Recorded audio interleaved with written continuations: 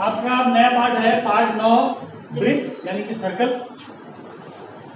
Circle एक समतल पृष्ठ पे यानी कि एक कागज पे बनी हुई एक ऐसी आकृति होती है जो क्या है दो बीमी आकृति है यानी कि 2 डायमेंशनल आकृति। सर्कल का त्रिविमी आकृति होता है गोला जैसी है। इसकी कितनी 3 बीमाएं हैं। इसकी अगर आप देखें त्रिज्या लंबाई में भी, चौड़ाई में भी और ऊंचाई में भी। तो जो गोला है वो एक ऐसी आकृति होगी कि उसको आप क्या कर सकते हैं, हाथ में पकड़ सकते हैं। इसी तरीके से त्रिविमीय आकृति क्या क्या होती है, जैसे ये सिलेंडर हो, ठीक है। सिलेंडर भी कैसा है, कैसी आकृति है, त्रिविमीय। सिलेंडर यानी कि क्या है ये, सिलेंडर, सिलेंडर कहते हैं, ठीक है।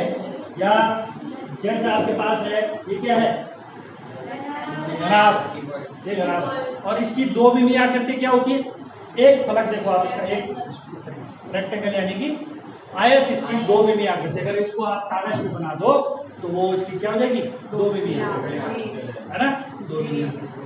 तो ये था 2D और 3D में। अब तुमने जो चैप्टर पढ़ना है उसका नाम है सर्कल।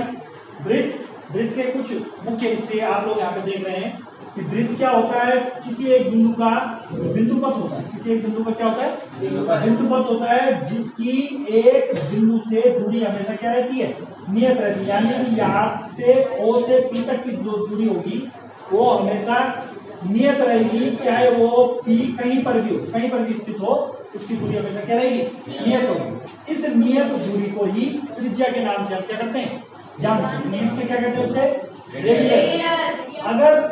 अगर इस त्रिज्या को 2 गुना यानी कि परिधि पर स्थित किन्हीं 2 बिंदुओं तक मिला दिया जाए, ये बिंदुपथ क्या कहलाता है इसका, ये बिंदुपथ परिधि, जिसे इंग्लिश में क्या कहते हैं, सर्कमफेरेंस। अगर जो है आप परिधि पर स्थित 2 बिंदुओं को मिला दें जो क्या केंद्र से होकर जाए, जो क्या करे, केंद्र से होकर जाए, तो उसको क्या कहते हैं, व्यास। और इंग्लिश में क्या कहते हैं, डायमीटर।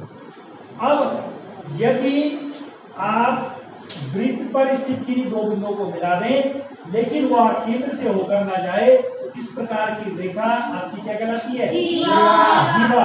और जीवा को इंग्लिश में क्या कहते हैं, आगे देखेंगे आप कि अगर ये कोई जीवा है, ये वृत्त को 2 भागों में विभाजित कर देती है। कितने भागों में, 2 भागों में।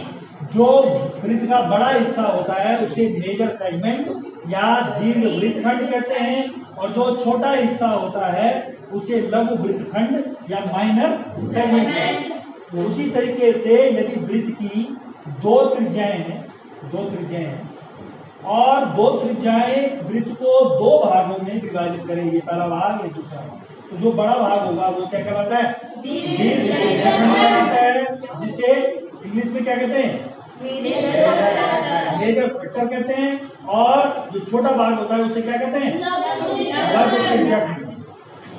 वृत्त की परिधि, वृत्त की परिधि यानी कि सर्कमफेरेंस में अगर आप वृत्त के व्यास का भाग दे दें या उनका अनुपात अगर आप ज्ञात कर दें, तो हमेशा हमें क्या मिलता है, एक नियतांक मिलता है, जिसका मान क्या होता है, 3.14, या सामान्यतः उसको सरल करने के लिए, क्योंकि वास्तविक रूप से उसका मान नहीं होता, क्योंकि जो पाई कैसी है, अपरिमेय संख्या, लेकिन 22/7 कैसी है, परिमेय संख्या। तो हम मान लेते हैं कि इसका मान क्या है, 22/7 है। तो इसका मान हमेशा क्या रहता है, पाई नियत रहता है, चाहे वृत्त कितना भी बड़ा हो जाए, चाहे वृत्त कितना भी छोटा हो जाए। ये थी वृत्त की सामान्य जानकारी, है ना।